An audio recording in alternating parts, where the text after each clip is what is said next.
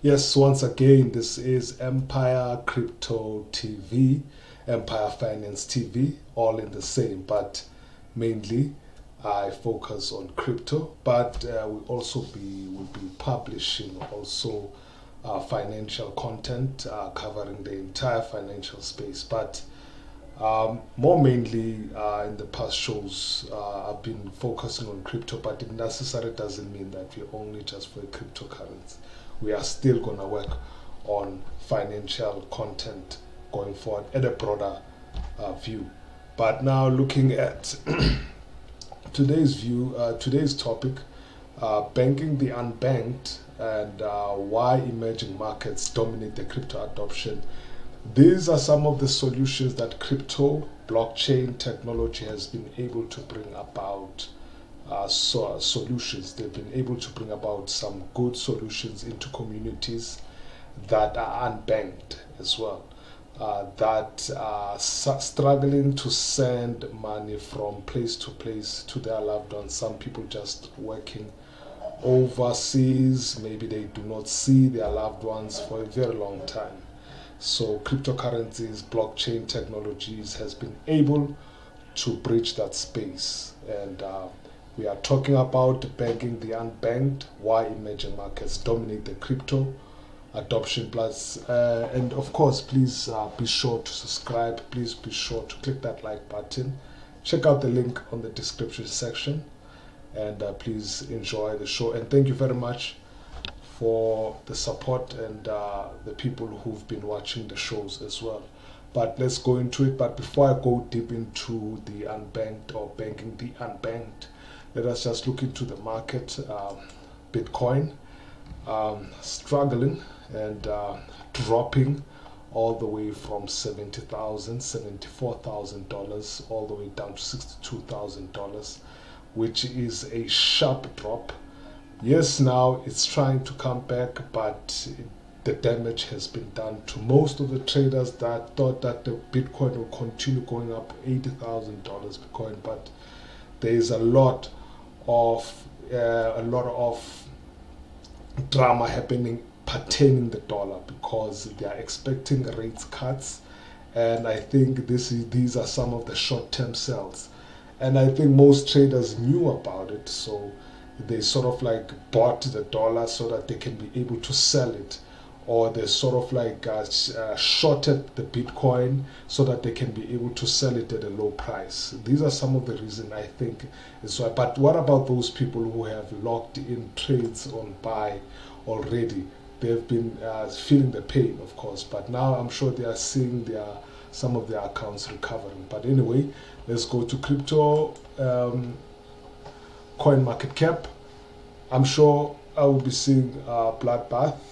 Oh yeah, it is bloodbath, but it's starting to get green there and there, even the top 10. But overall, as you can see, most in the past 24 hours it's been red, especially with Bitcoin and Ethereum there on top. Of course, the stable coins representing the dollar have also been strong like the dollar. They have been experiencing an uptrend, as you can see here. But okay, that's the market. And going up here, of course, I just like to see the market cap is at 2.34 trillion. It's still at its strongest. Okay, nevertheless, let's just go back to the unbanked. And now when we look at statistically speaking in Africa, okay, I know there are many other countries that have people that are unbanked. We are 1.2 billion. Since 2016, I think the number has increased over the years. It's 24 now, but this is 2016 data. Google should update it, but I'm sure we are still around about 1.4, 1.3 billion in population. And out of this population, adults that are unbanked in this continent is a large number. Okay, so I want to look into that about how many adults don't have banks. Okay, just excuse me for a while. Okay, there we go. Just want to show there are 360 million adults. Overall, it is estimated that around 360 million adults in the region do not have access to any form of bank accounts, roughly 17% of the total global unbanked population. We are 17% here in Africa who are unbanked. So there are solutions that have been brought about within the digital space, blockchain, cryptocurrencies. Of course, people have been working on projects such as CBDC, central bank digital currencies, big talk. Can these central bank digital currency be able to solve some of the solutions that the banks are not able to solve in the commercial banks, or things will just stay the same, where you need to have a bank account in order to have access to this currency that is coming up, CBDCs, which is a central bank digital currency, largely owned by the government, of course, but using blockchain protocol. Hopefully it does what it couldn't do before, to bank the unbanked so that they can be able to pay or send money to their loved ones. Okay, are digital currencies the answer to Africa's banking problem? All right, with more than half of Africa's without a bank account, alternative banking methods need to be found and fast.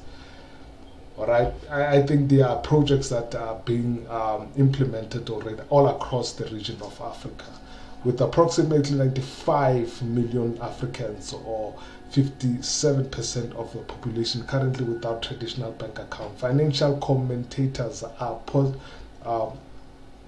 positing that central bank digital currencies, CBDCs, could provide a solution. So CBDCs, with the coming of the CBDCs, we do expect them to bring some of the solutions that of the unbanked. So if you are unbanked, you can be able to use CBDCs, or you can be able to use a currency, buy and sell without being banked, without a central authority. But still, the central authority will be in control of that currency. So there's an element of centralization overall when it comes to CBDCs. But there are independent projects, particularly here in South Africa, that Fintech does.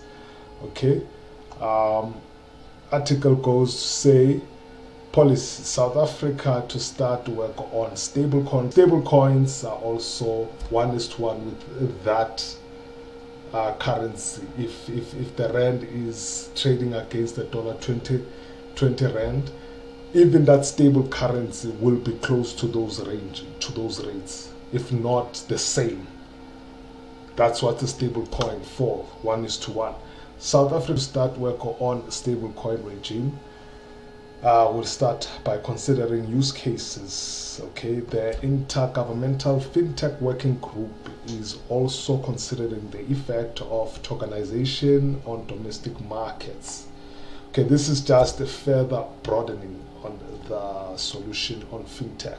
South Africa's Intergovernmental Fintech Working Group will look into the use cases of stablecoins as well as their regulatory implications. Hopefully they look into solutions for the unbanked. The group is also exploring the effect of tokenization on markets and will publish a discussion paper by December on tokenization policy. Such projects are also dedicated to bring about solutions for the unbanked, though they did not mention it. But this project here, I do believe that it can also bring about the solution for the unbanked.